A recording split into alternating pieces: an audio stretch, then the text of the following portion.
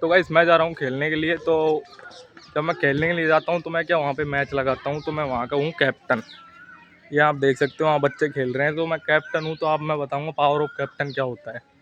मैं जैसे ही वहाँ पे जाऊँगा सब अपनी फॉर्म में आ जाएंगे और देखना कैसे क्या होता है वहाँ पे। ये सब खेलने में लगे हुए हैं।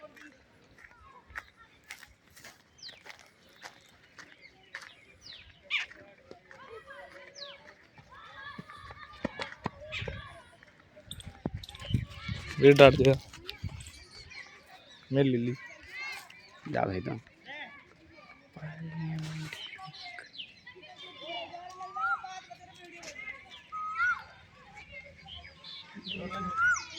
बोल भी दिखा दे।